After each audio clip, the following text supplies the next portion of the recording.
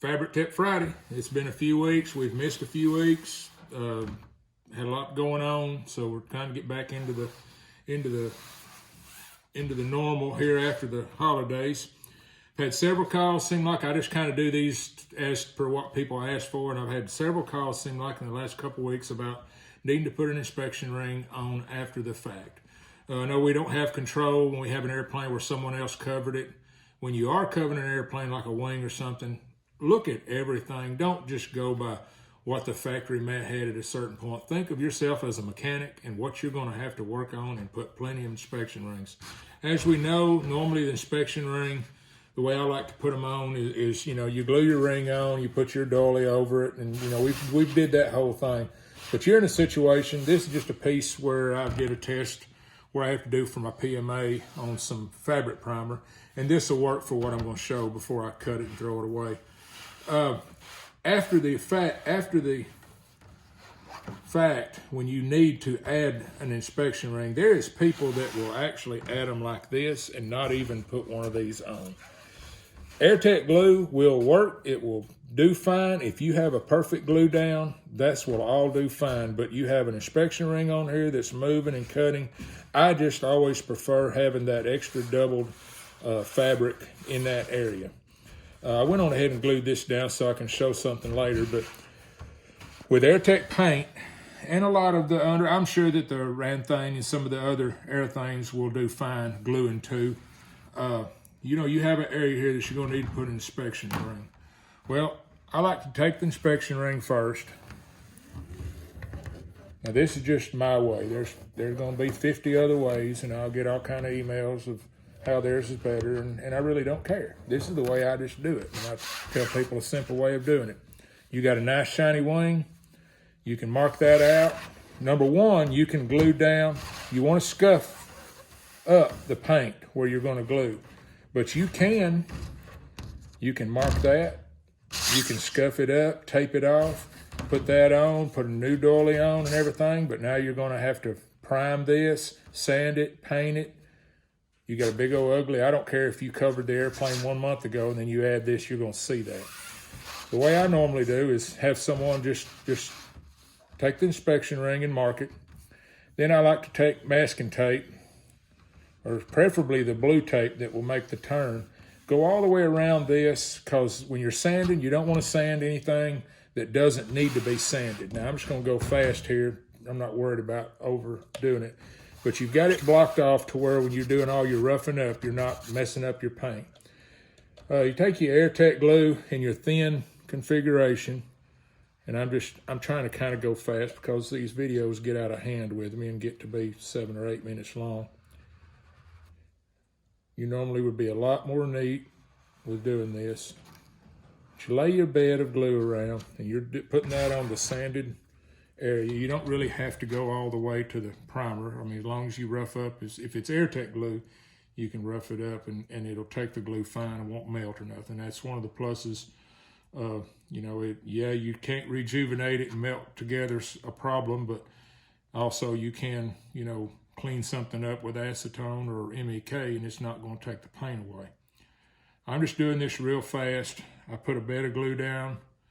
I've got a bed of glue in this, and you can let both of these dry and then come back and wet one. But your key is get glue on both of them, let them dry, and then maybe wet one of them. Lay it right in, and you can see that where it's taking it. You want to work it down in it. You'll want to wipe out any excess glue. If you get a perfect glue with the joints all filled, that, I believe, you would never have another issue. You can go ahead and cut it out and put your inspection ring on. But I prefer not to do that. I'm just a stickler. Here's one that I glued maybe 10 or 15 minutes ago. Once you get this glued down, you've got your tape around here to guard everything. I sometimes will come in and let's just say you cut from the center out every 5/8 to 3/4 of an inch toward the center. And then go ahead and cut a circle.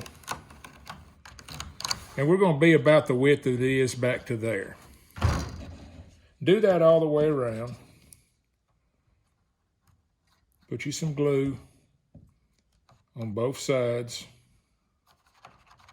And you know, you're gonna go all the way around and let it kind of dry. While I'm talking here, I'll let that kind of tack up and dry.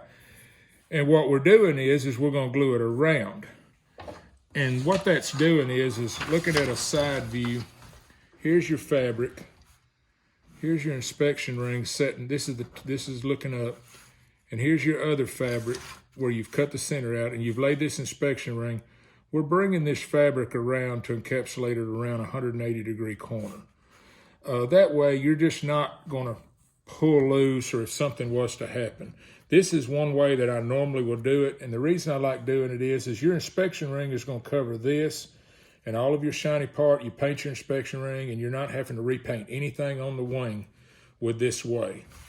There's one other way, if this is your fabric, and here's your inspection ring setting on top of it, and you've got the center cut out, you can glue it down, and you could cut little 1/2-inch tabs and glue them all the way around the fabric that way. This is just kind of a time-consuming.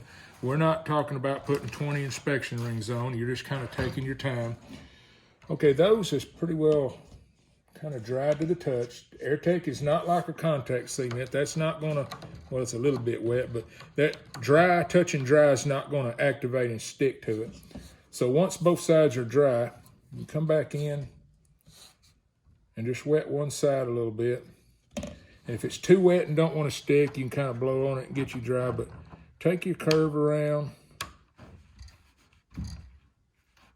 and work that down. And then after it dries a little bit, you can take an iron and take that down. And that's just one way, so you can let it air a little bit under it. It was a little bit wet. You can let a little air get under it. And once you get that down all the way around, that's just one way I have done. You can, after the fact, come in with another piece of fabric to go over each of those gaps, just whatever form or fashion. But what I like is doing it that way. Let's just pretend this is all shiny painted. You've got it protected. Your inspection cover is going to come out real close to the edge anyhow. And that way you're not having to, like I was talking about, putting a new doily on or anything, or repriming or doing anything outside the line. That's just one way that I found that I'll add in an inspection plate by wrapping that around each one and taking an iron and getting it down. That pretty well, by fabric going around 180 degrees, it's less likely to pull loose. Thank you.